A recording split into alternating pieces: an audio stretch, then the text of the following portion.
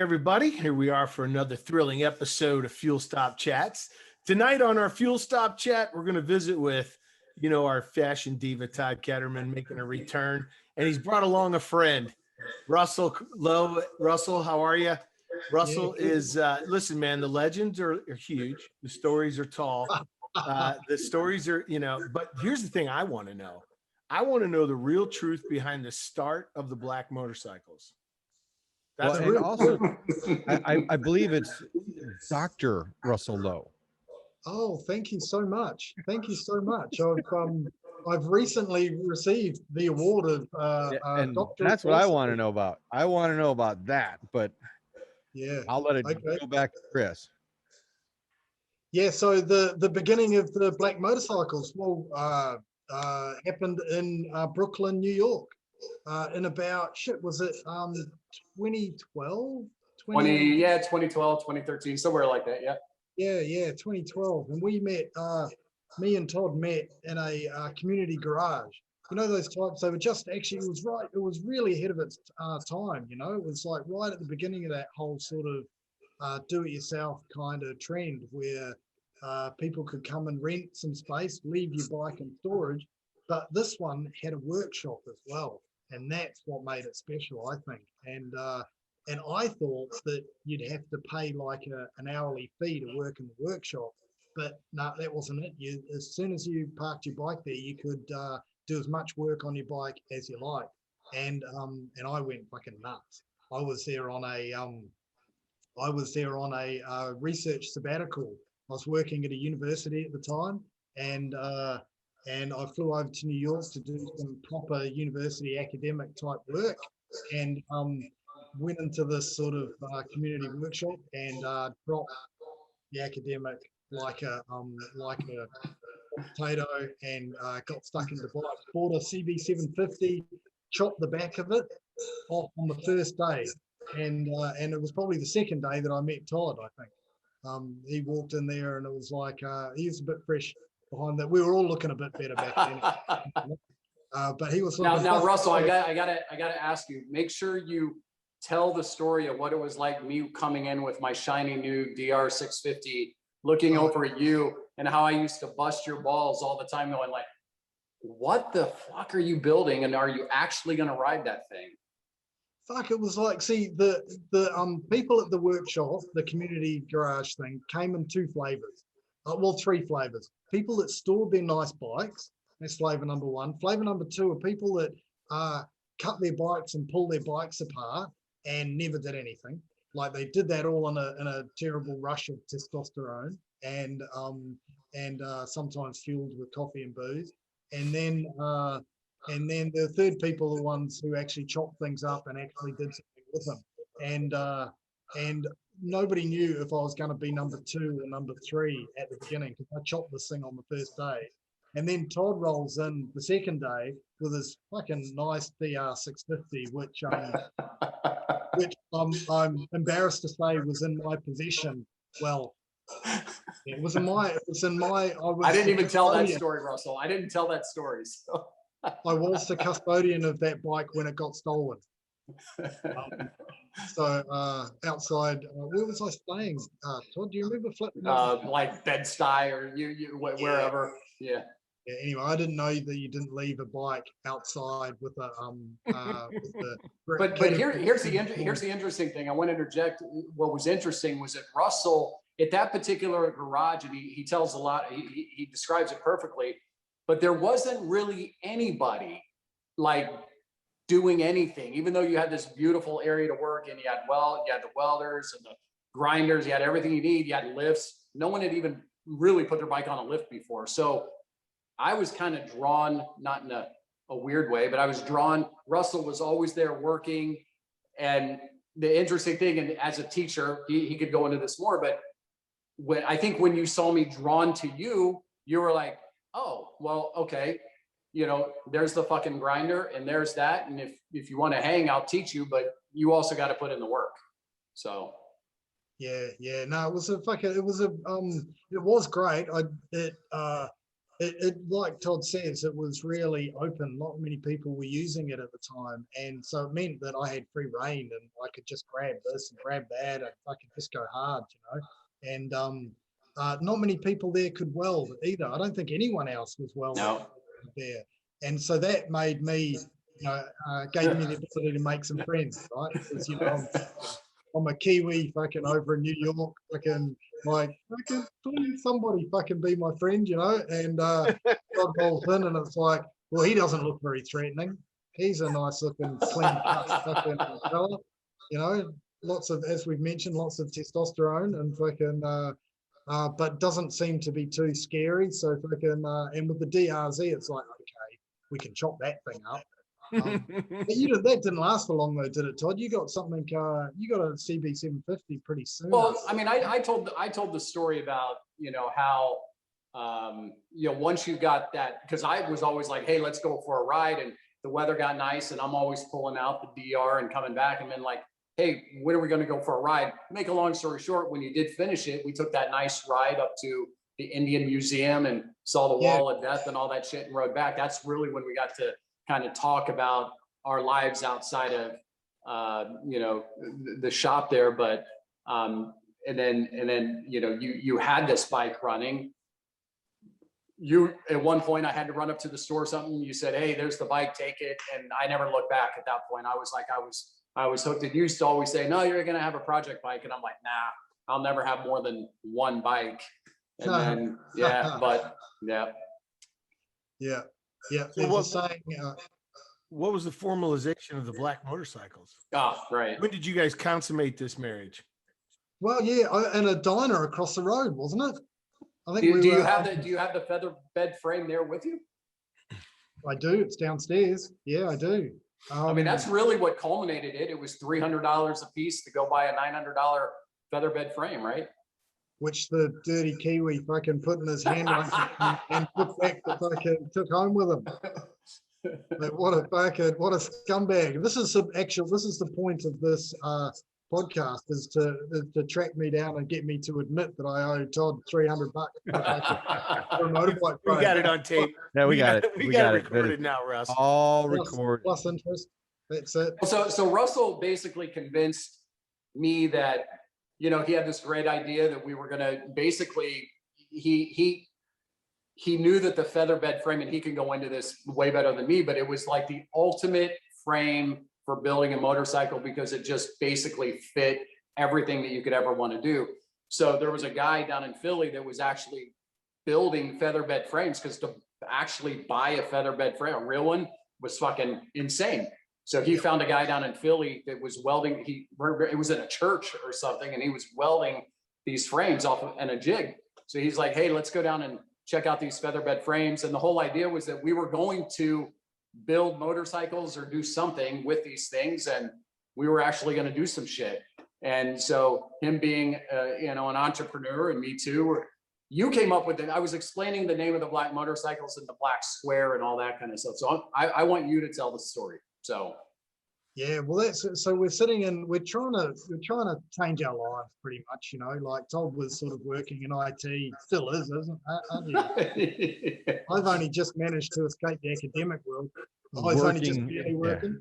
Yeah. Working is a stretch. Yeah, well, anyone in IT, holy shit, ask yourself. And any academic, what a fun job that is. But we're all trying to make a change. We're all trying to go, what would we really love to be doing? And we'd love to be making custom motorbikes, or for me, anything about motorbikes I'd love to be doing. And so we're sort of like, well, let's start something, and I've been doing some research on this crazy Russian from his name is Kazimir Malevich, how you'd say it more correctly. And he was famous for painting a black square in 1915. He painted this black square, coincidentally on my birthday in 1915. And so there's a few connections there for me, just thinking that this thing is just like a real fuck you to the art world. And it really fit to me with this notion of motorcycling and just really, pushing limits and going where you've never been before, and really changing the whole paradigm. I gotta say, man, you look really good for being born in 1915. I mean, amazing. I don't know what's in the water down there, but you Kiwis got it going on. We don't drink a lot of water down here. That's probably the trick. There you go. So wasn't there also some notion to the perfection and the imperfection? I'm not trying to go too deep, but I think the one thing that was interesting about you and I was I told this story. I tend to want everything to be perfect, and you're like, oh shit, let it rust, and it looks better that way. And you can see now some of the stuff I do. I mean, it's got that touch to it that you worked on with me, which is be happy with what you have. And the whole Melovich thing was that as well. Like there's perfection and imperfection. So yeah, well, the concept of it is very simple. It's a black square, right? And everyone in your mind knows what a black square looks like, and can picture it right there. But the fact is, it was actually painted in the dark, and it was painted over the top of pre-existing artworks that he'd made. And we only discovered this about 80 years after it was painted, when it started to crack, and the surface of the oil paint started to crack like old oil paintings do, and you could actually see some colors and shit underneath it. And then when you x-rayed the painting, you found a complete composition, a complete what they call a suprematist artwork composition. And so Melovich said that this painting was the origin, it was the first thing. And when you x-rayed it, you found out, in fact, it wasn't. It was probably the last thing. It was probably the thing that he did after he developed the whole idea of suprematist art, of a sort of a proto sort of futurist art back in sort of 1915. And then he covered it all up, only to be revealed later on by the imperfections, so it's the imperfections which sort of give depth to the story, and the Japanese call it wabi sabi, I think is the Japanese term for that perfect imperfection, that crack. Like there's a whole art field of taking smashed plates and gluing them back together. Yep. The one, Chris, you're nodding, yeah. It was just featured on a TV show that we watched. This guy had bought one for his wife. It was a bowl in Japan that he had purchased, and it had been cracked, put back together artistically, but it was the making something from nothing, or the return of something from nothing, right?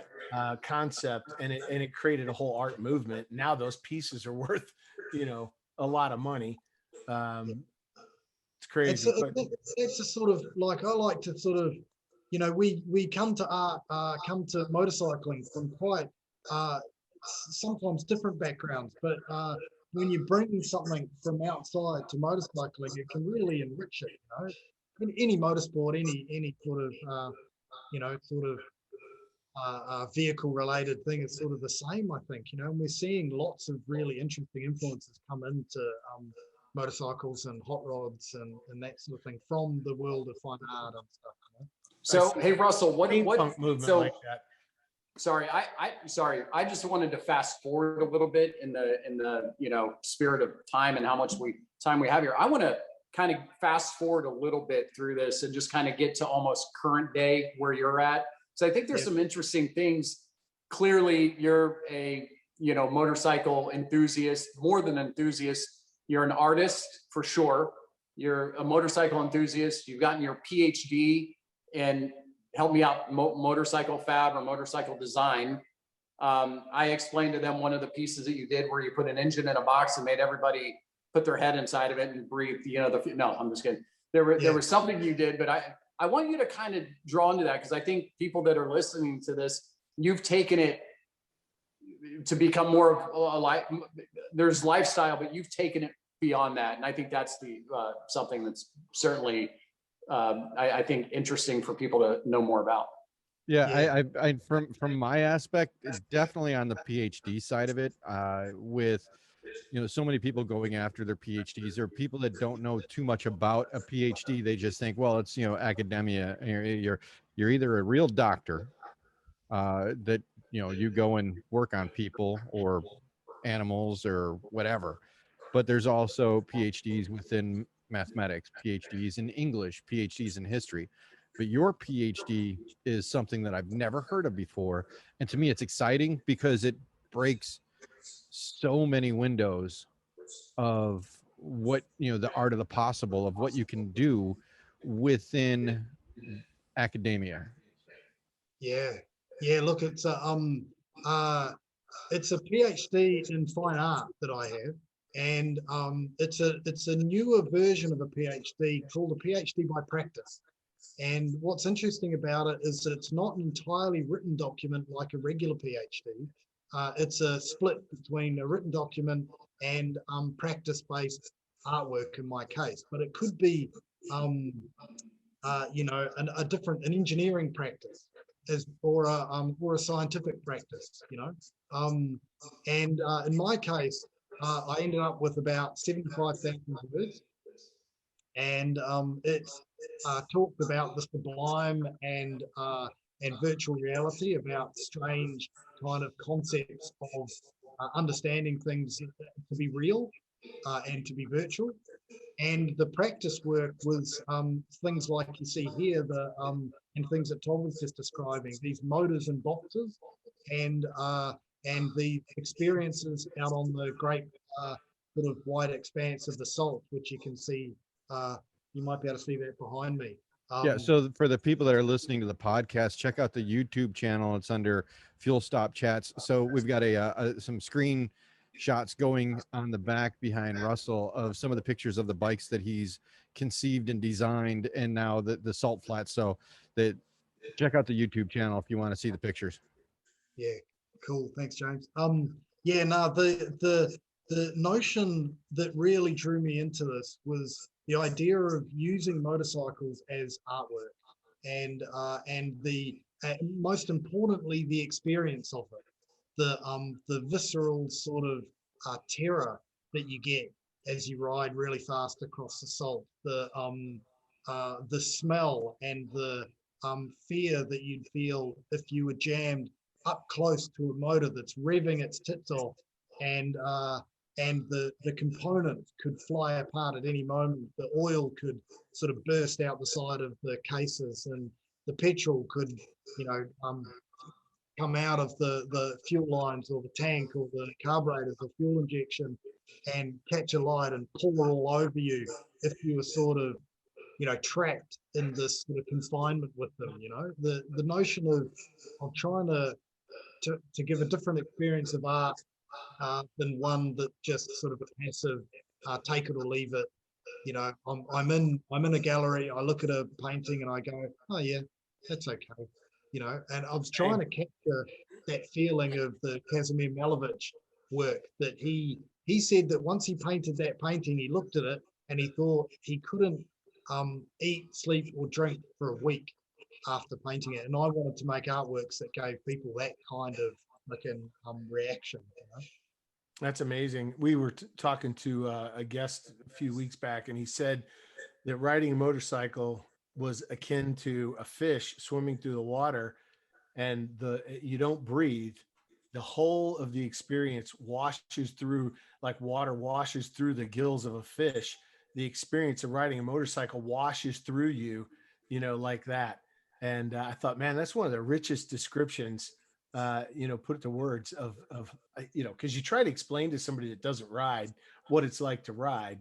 And you can explain the fact that, we sit on bombs and we go really fast and we're always on the edge of the bomb exploding, and there's that, but then there's the elements around you. You talked about the smells and just how into the environment you become, when you're on a bike.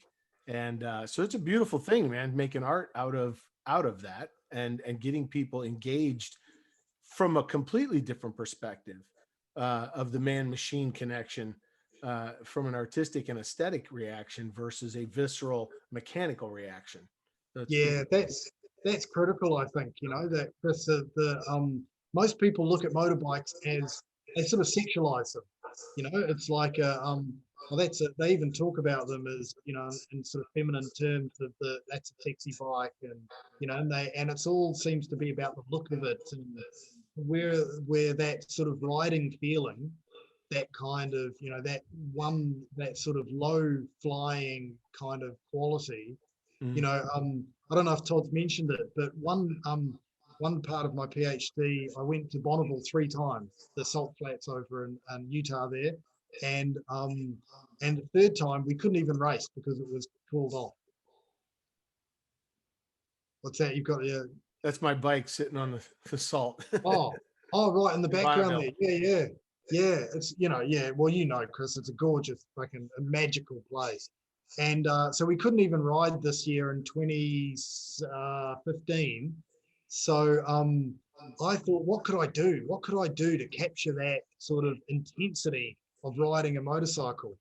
And I looked around, and it's like, oh fuck, you know what they do?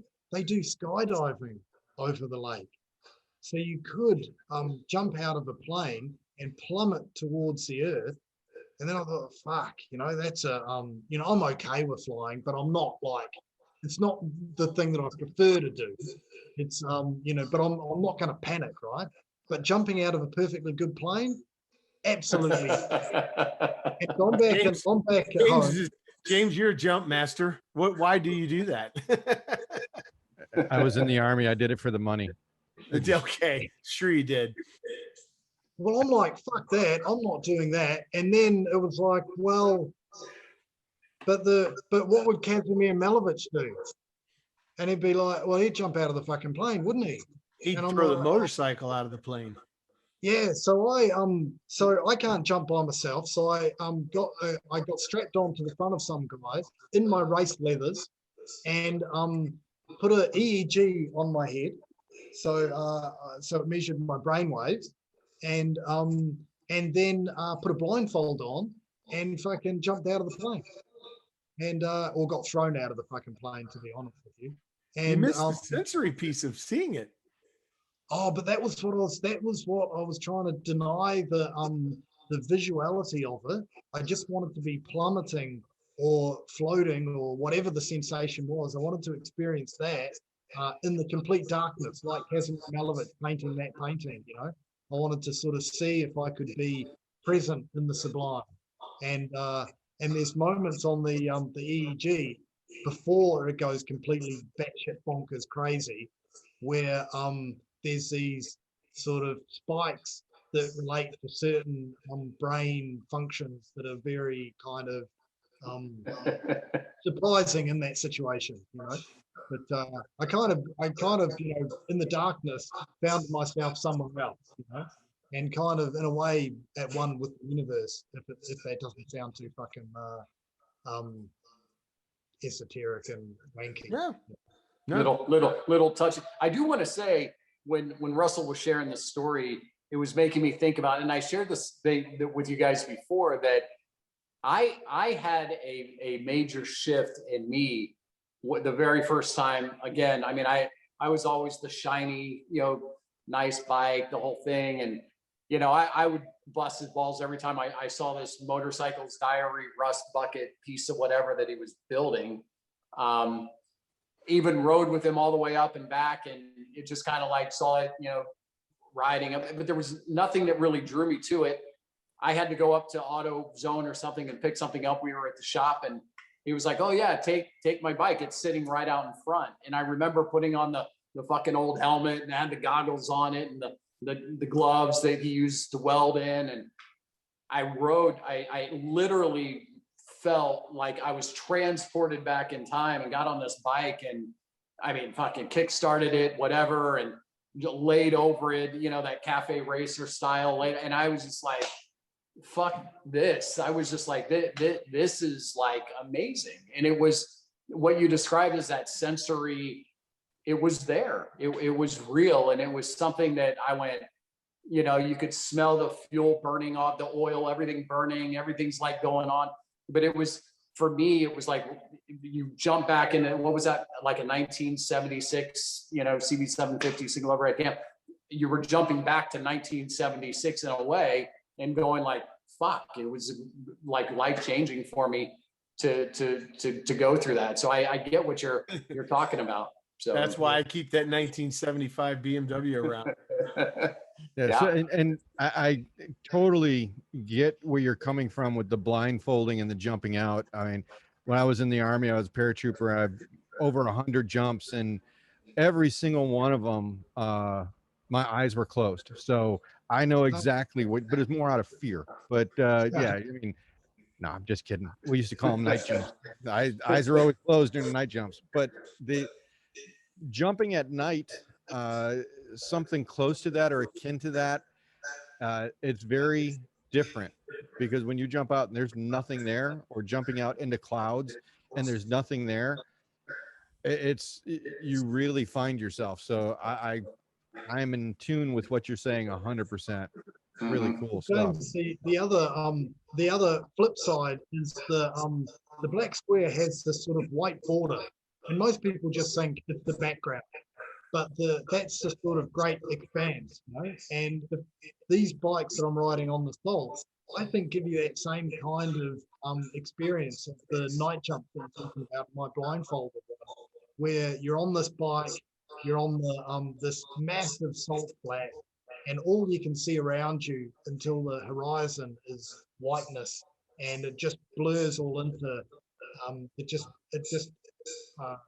blurs into the sky on the horizon. It just takes over your whole sort of experience, and you become, you know, you're traveling at approaching 200 miles an hour, and you've just got the sound of the bike, and I've got another one up on the screen at the moment of the latest V8 powered bike, and that thing is just fucking ballistic, and it's like riding a fucking artillery shell, you know, and it's just thunderous with its exhaust sound. It's got no muffler or anything like that, but there's a sense of stillness about it. You're traveling at, you know, close to 200, and there's a stillness about it that the sense of denying, you know. You've got this mad volume, this mad sound, this sort of wind buffeting you around, and yet the ground's not moving. Or it is, but it doesn't seem to be because it's so big, you know? Now, do you think that you would ever do something on the Salt where you would, because I know how they set up the lanes, if you had somebody talking to you in a headset and you were blindfolded going down the Salt, where they could guide you, you know, a little right, a little left, so you're staying in the lane. Don't give them any. Hey, that was actually done in a car. Yeah. And yeah, it has been done at Bonneville on a very low powered tricycle kind of a thing. But I don't know if you guys heard about it, but there's a guy down here in Australia. So I'm a Kiwi living in Australia, because there's a big salt flat in South Australia too. And that's where the shots that I'm showing you on the screen are from. And there's a guy, Ben Felton, and Ben went blind at about 32, and he's pitch black blind. No, can't see a thing. It's not like one of these, you know, blurry blinds. He's totally black blind, and he did a deal with my race body out here, the DRA, to be followed down the track by an ex-MotoGP racer from back in the would be the 90s, I guess. Kevin McGee. He won a few MotoGPs. Maybe Todd would remember him. He was a mad rider, and he had to retire early. But he's a crazy fucking guy, absolutely mental. And he follows Ben down the track. This year, they were both on Hayabusas, I think, or maybe Ben was on his Hayabusa, and Kevin was on a Kawasaki, I think, a ZX10, and they are looking to do over 173 miles an hour, and exactly like you're talking. One has headphones on, and the other, and Kevin out the back has a microphone, and he's like left, right, left, right, and then fucking when it goes bad, it's like right, fucking right. Yeah, there's been a few moments where it's like right, fucking right. But yeah, I know them quite well, and they're fucking.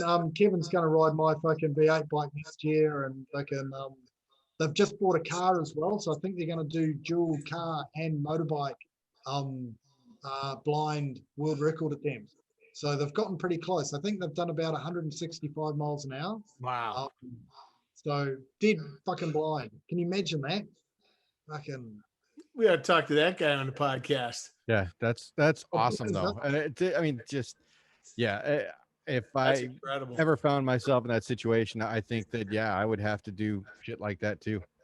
So we only got a few more minutes left on this, and we can extend out if we want to. But I'm curious what you've gotten into as far as you did some stuff out at NYU on the academic side.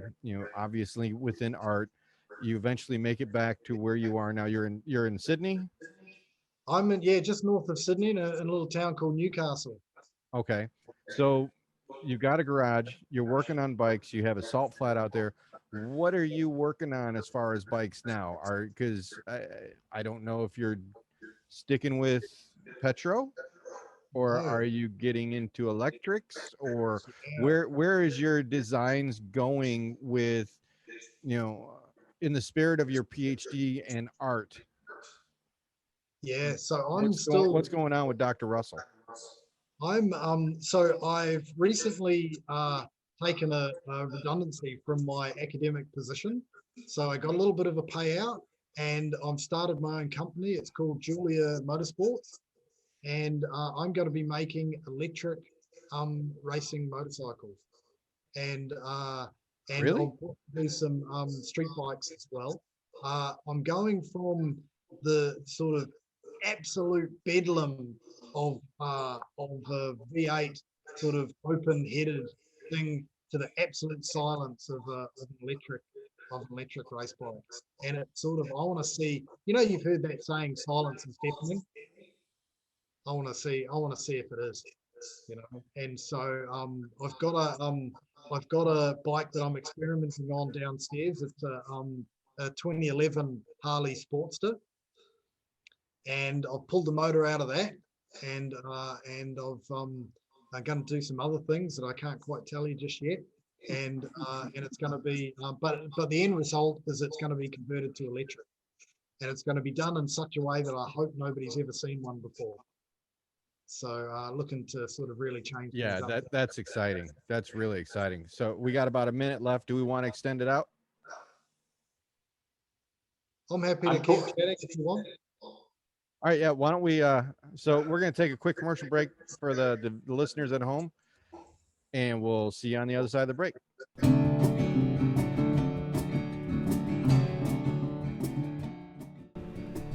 Learning history is something taught in school. Experiencing history is a right seldom exercised.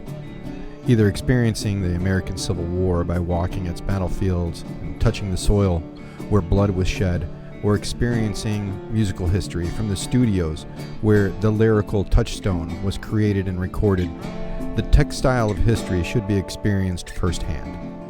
Participants in this journey should be riding a motorcycle from historical location to historical location so that the environment can wash through them in the open air. Ride History provides an intimate, educated, and personal experience guiding its riders through history on the freedom of two wheels.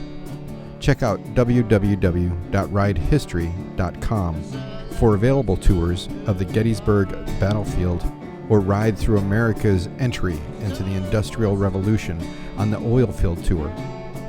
The Knox Tour from Fort Ticonderoga to Boston, or the 8-day Rhythm Tour, starting in Atlanta and hitting Nashville, Memphis, Muscle Shoals, Jackson, and New Orleans.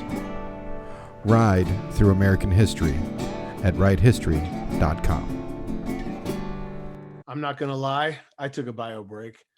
Anyway, we're back talking to Dr. Lowe, Dr. Mad Lowe. Anyway, Russ, one of the things that I've been really reading about a lot is, and everybody seems to be getting into this e-bike thing. And we were talking last night while we were playing cards. In fact, 200 mile an hour motorcycle charges 0 to full in 3 hours. 300-mile range, $29,000. Yep. Commercially available. Damon is the name of the company. Anyway, and we were talking briefly on the break about the boat company that's perfected an interesting motor for building things around. And then I was reading about massless batteries and glass batteries.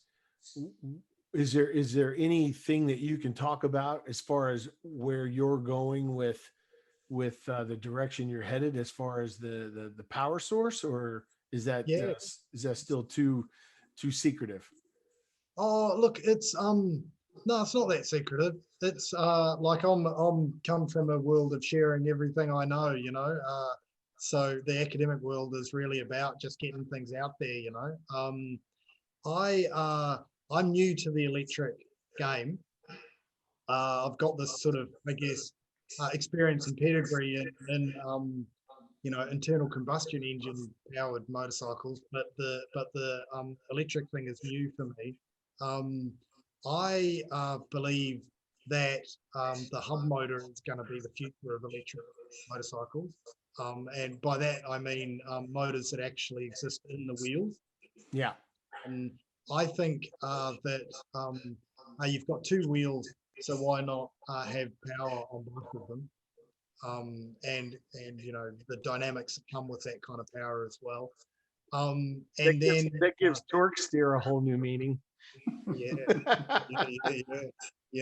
that's true. Lots of problems to overcome, and for me that's an exciting time, and it's very much like the electric sort of thing is very much like the Wild West at the moment, especially in motorcycles, because it's not getting much attention at all from the established, the legacy manufacturers, you know, and that's the same sort of for car as well. But motorcycles, because they're much, they're kind of a little fringe, and they're the profit margins are much less than in the automobile world. There's just fuck all attention. And that means that there's so much scope for innovation, and like you say, Damon didn't exist just a few years ago, and now look at them. They the figures I read were 200, 200, 200, you know, and all good numbers, you know, in every respect. Yeah. I like I said a little bit earlier, I've left the academic world, but it's, I'm not going to leave it entirely. I'm going to go back as a sort of a consultant, if you like, to try and make connections between industry and academia from the industry side. And I know how it sort of works being at universities for the last 2 decades, how it works on the inside. And now I'm beginning to sort of explore how it can work from an industry perspective.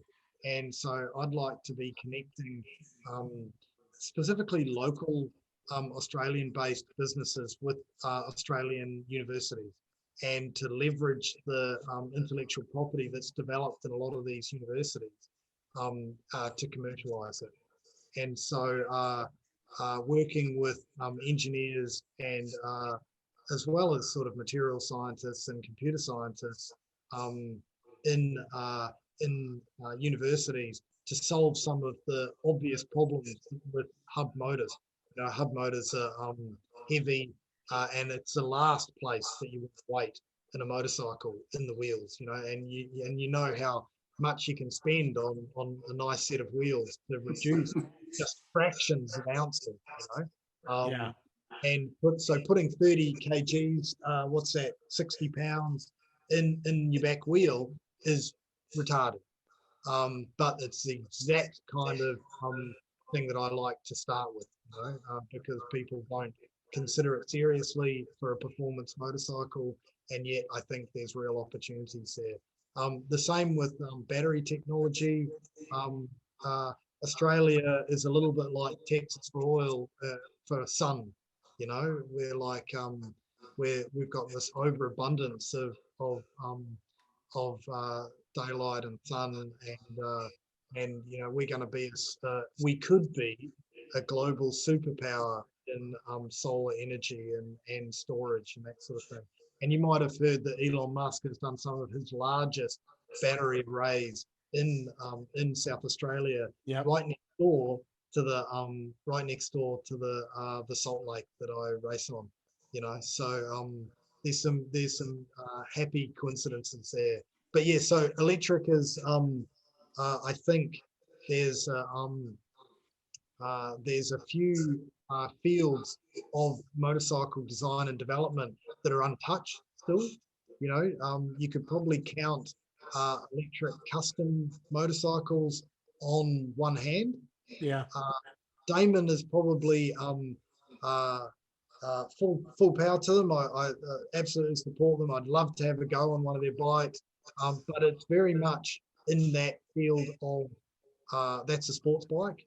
It looks to me like a Triumph, you know, that it's not Japanese looking, it's not American, it's not Italian. Like if I was guessing just at a glance, it looks kind of Triumph-like, you know. And for me, I'd like to be sort of exploring things that don't look like anything else you've seen before, you know. Yeah. So to really take advantage of some of the opportunities that the electric bikes do. I rode a custom electric bike the other day by a friend of mine, Toby, at Ed Motorcycles, and fucking rode it for 20 seconds, and inside of 5 seconds, I'm like, here's my checkbook. No, what's it gonna? I need this bike. This is fucking brilliant. It was the most aggressively accelerating bike that I've ever been on. And I've been on some fucking monsters, I'll say that. And this thing was just, the visceral reaction to it is hard to sort of describe, but it felt like it was going, the way the power came on was like it was never, ever gonna stop. And I know that it only made 50 kilowatts, but the way it accelerated with 100% torque from zero, it felt like that my brain knows 50 kilowatts, that's about a third of what the V8 bike makes. It's a half of what or a third of what the GSX-R 1000 race bike that I had made. It's about the same as a Harley Sportster, nothing much. I ride the thing and I'm like, fuck me, I feel like I'm going to be rushed to speed. It was that kind of reaction, you know, and you know, and I had to, like, I wanted it, you know. Yeah, I think for me, the thing that's crazy is, you know, you're so used to listening to the RPMs of an engine for shifting and for doing everything else. This bike doesn't do anything but go. It doesn't make any noise. It just, that's what's crazy. I would love to see a steampunk guy, because I love the art of the steampunk type design, do an e-vehicle and an e-bike like that. I was at a MotoGP race, Indianapolis, back when they were running MotoGP in Indianapolis. And they had actually I was there with Keith. We all know Keith. Random. And anyway, he knew one of the girls that was racing on the e-bikes, and they, you know, in between races, they were out racing. And, you know, you're listening to the GP bikes go, and I mean, that's just incredible. And then we're just walking around, and literally you hear, like from Tron, like, and we're like, oh my, all you hear is the wind. Yeah. But the flip side of that, the interesting part of that, as a spectator, a lot of the feedback was kind of negative from a spectator, because you're there to hear the noise and the, you know, you want that to go the engine fast, you know, and you're just, you know, it's like, okay. I think, you know, what's interesting about that though is, and I haven't been to an all e-bike race, but if the focus wasn't on the engine sounds, right? Yeah. And the focus was on the techniques, if the focus was, I mean, I think about the sensory, you know, when you removed one, you've heightened the others, right? That's just organically what we do. You take away sight, what happens? Sound becomes incredibly acute, smell, everything else, right? Because your body's just going to start compensating for that sensory loss. And if you were watching a race and there was no engine noise, what else would you get? What would your brain be affixed Well, to? yeah, I mean, turn on a Jeep, turn on the next MotoGP race and just turn off the volume. That's what it's like. That's it. Yeah. But I think now the Isle of Man had an e-bike class. I hope maybe next year they do it again and they have an e-bike. I hope that they have an e-bike class. Yeah, I was going to ask you, are they still doing e-bike classes? I know they introduced it as a trial about 4 or 5 years ago, but I don't know if they kept doing it. Yeah, I believe so. I believe they Okay. are still doing it, and they're getting up to you know, the internal combustion bikes are doing have taken 100 years to get up to 130 mile an hour laps, which is just ballistic. But that's 130 mile an hour average around that course. The e-bikes are over 100, I think they're approaching 110 mile an hour laps now, and they're doing multiple laps now too. So not just the ice bikes are do 3 laps. I think the electric bikes are doing multiples now too. So what I'm trying to say is the progression is incredible. Oh yeah. Know? It's just and everybody you talk to, like I tried this out on a lot of people out on the Salt. I'm like, so I'm going to be building. This is going to be the last petrol bike I do. I'm going to be building all electric from now on. And the responses from hardcore motorheads range from the worst response was, yeah, that's inevitable, to fuck yeah, that's going to be brilliant, right? And I think I love the sound. I've got a picture of one of my sculptures up on the screen at the moment, which is with the side open. Usually the boxes are completely closed and you can't see anything, but you can start this motor up and run this thing. And it's a VFR 750, and it was included. That bike was included in the Art of the Motorcycle exhibition in New York in the Guggenheim Museum a few years ago. And they're beautiful. The V4 Honda 750 sound is just something else. You know, it's just the most magical sound. Unfortunately, this one was a bit sick, and I actually I actually made it 4 into 1, and I killed the sound. It sounded fucking horrible. It would wake the dead. It was the loudest fucking thing you'd ever imagine. And in an art gallery, you can imagine how fucking intense this is. This black thing in a darkened room, fucking being revved, and all you can see is the operator's feet sticking out the. That's me climbing into it. I'll just put a picture up of me climbing underneath this thing. Claustrophobic, and you have to climb right inside this box to share space with this motor, and then you run it from inside using the using some cables and shit. You would hear that throughout the entire Guggenheim. That place is just one big tube. Yeah, it's like a megaphone, isn't it? Yeah. Wow. And so you're inside this box operating this engine that's on your picture? Yeah. So you crawl into that sort of coffin-shaped bit at the bottom, which is shaped that way for obvious reasons. And you poke your hands up through the maybe on the feed you can see my I see your arm sticking out, it looks like. Is that your arm sticking out on the side? No, not in this picture.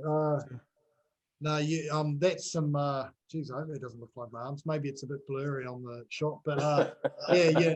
You reach up and you operate sort of toggle switches and push buttons to turn it on, and then you grab some cable, the throttle cable in particular, and the choke cable. And you sort of manipulate them to make the fucking thing run. But it's so fucking loud, and you're trapped inside there, and you can't see what the audience is thinking.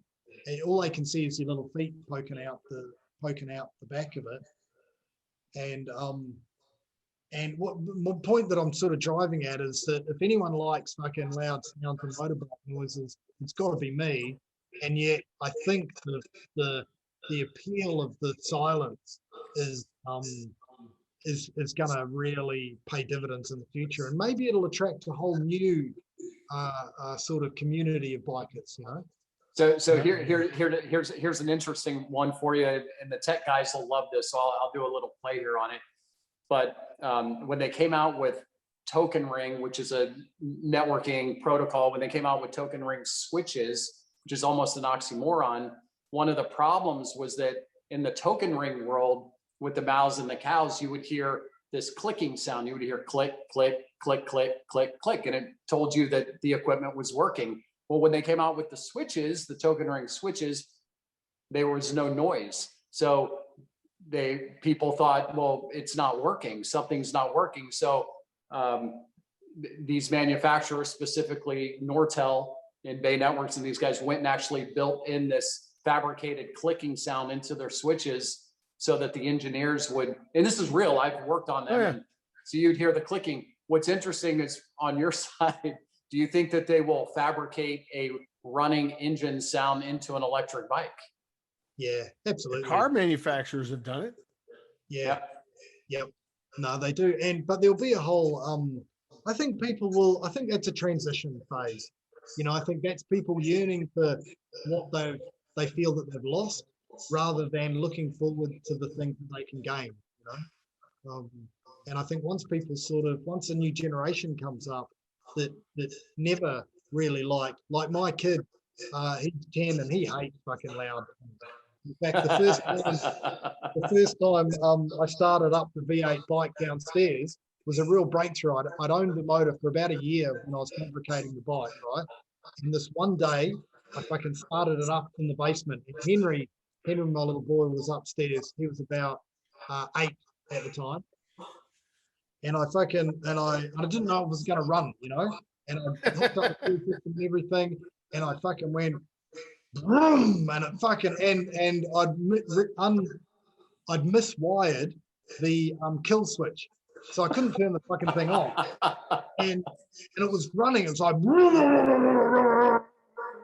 this fucking epic sounding fucking thing. And I'm like, oh, fucking brilliant, you know? And then I fucking finally just pulled the power cable off to kill it off the battery, and came upstairs to say, Henry, I just started my bike. And he wasn't in the lounge. And then I checked his room. He wasn't in the room. I'm like, where the fuck is he? And I went into my bedroom, and behind my bed, on the other side of the bed, he was curled up in the fetal position, crying, because he was fucking like it was scared him that much.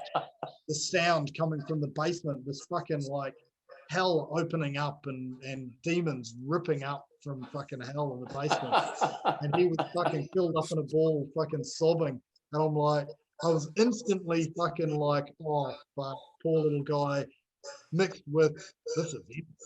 You know, this is that sounds like, Russell, that reminds me of most of the nights that we were working in the shop. You know, one of us would end up in the fetal position, you know, and that. Yeah, crying. Yeah. Fucking sobbing. Why? Todd likes that little spoon, man. Oh man, good times. So when do you think you'll have even the prototype running? Prototype by June 21st. Awesome. Wow. Yeah. We want to tune back in with you and kind of keep pace with you, if you don't mind letting us visit in and check in on you once in a while. Absolutely, love to. Yeah, and I'll set up a Wi-Fi repeater in my workshop, so you don't have to look at shitty pictures on a screen. You can actually see where all the magic happens. You know. Yeah. Now, June 21st is my birthday. I'm turning 50 this year, and it's about time to get fucking serious. So it's a bit of a tight deadline, but I'm gonna make it happen. Yeah, my birthday's the 14th, but I won't be turning 50. We can have a joint party, Chris. Yeah, June 14th. Hey, Russell, if you're interested, I'll throw this out.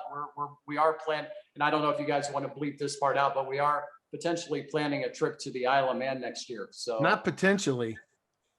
We're going to the Isle of Man. I'm a potential. You're the potential. No, we already have. We are going. We have places for our tents. We already have ferry tickets. We're unfortunately we couldn't get the bikes to ride there because everybody for the last 2 years has been canceled. So everybody's bike rentals have been rolled over. So there's nothing. I mean, we were looking down in Milan. There's nothing for bikes. However, we may have a couple, Got an outside chance? but I'm not saying from where Nope. because I don't want anybody else to know about it. Nope. But Top secret. we plan to have a couple bikes to ride around the island because we're gonna be there for Mad Sunday, Sunday. and Yeah. we want to do the track. Don't die. No, Don't die. That's rule number I mean, one. personally, I don't really know if I really want to do Mad Sunday just because you got all of the Tom, Dick, and Harrys out there that think they belong there to run at the open speeds.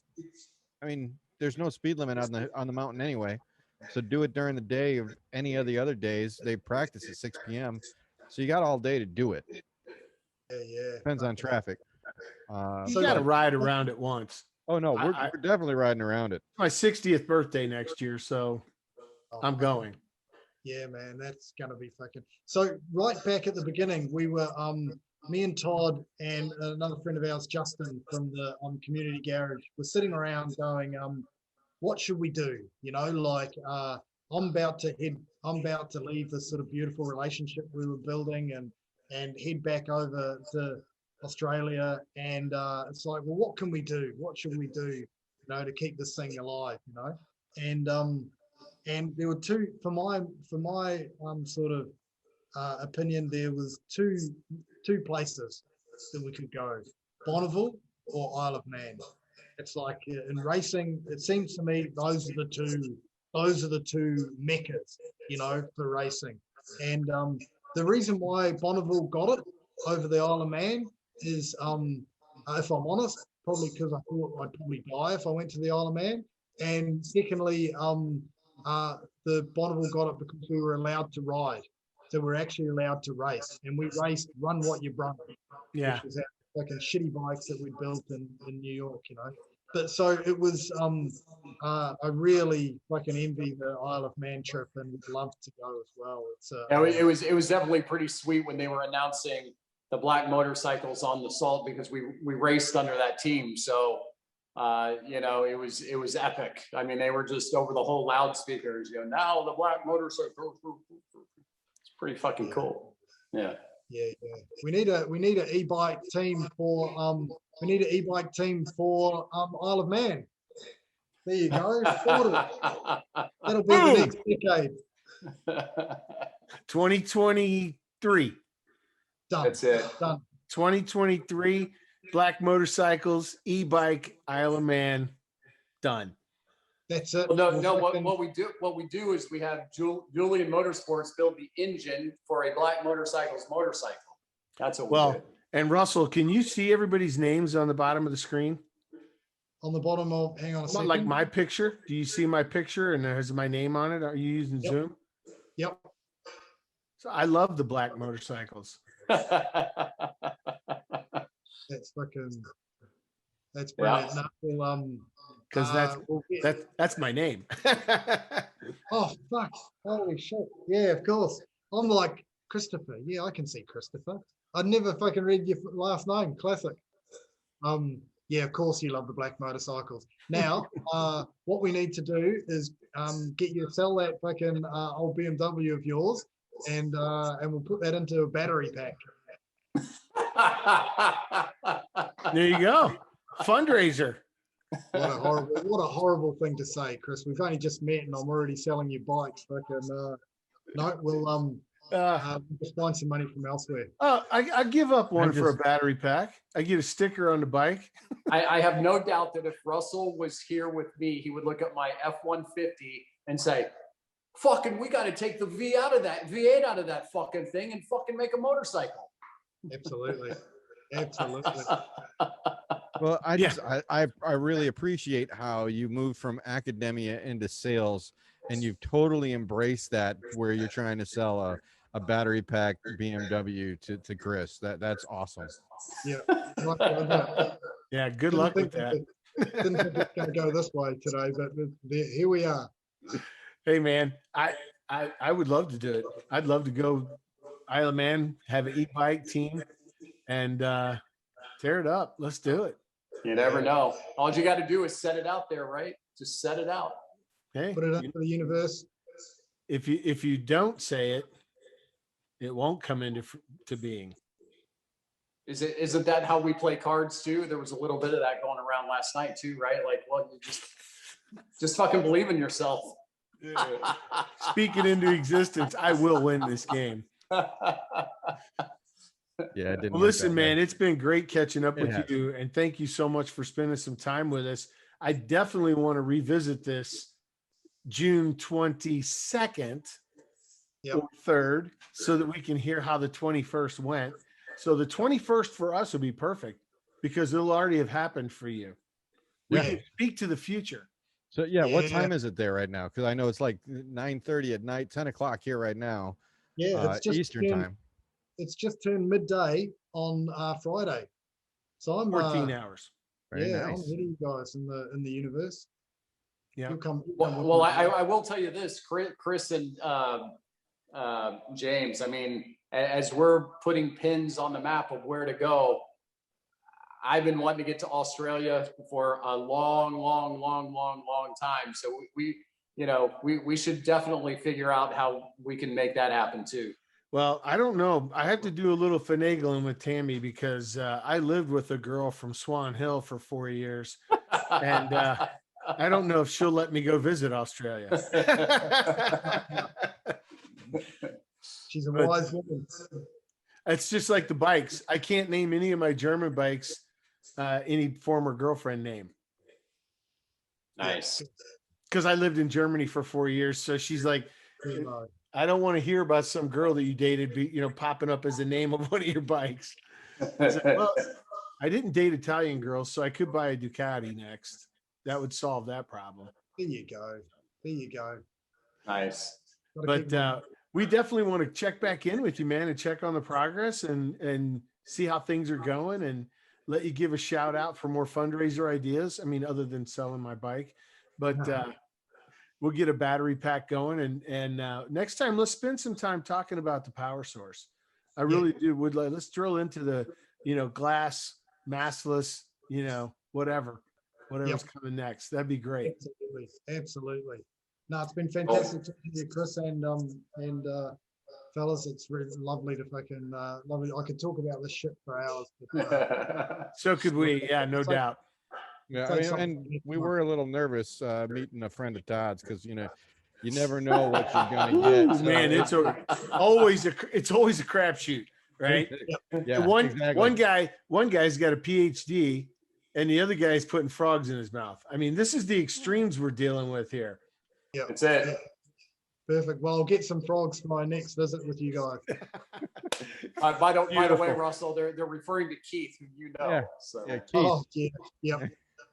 No, Yeah, he's a say no more. No Yes. surprise Oh, there. you know what we're talking about. Okay. yeah. No surprise there. Well, listen, we always typically sign this off like back in the old military days. We would say like Blackie out, but we say rider out, and that's how we kind of end our show. And so once again, thanks for joining us, and we'll look forward to tuning in with you guys next time. So James, Todd, Russell, rider out. Rider out, everybody. Thanks again. thanks, guys. Cool. All right. Guys.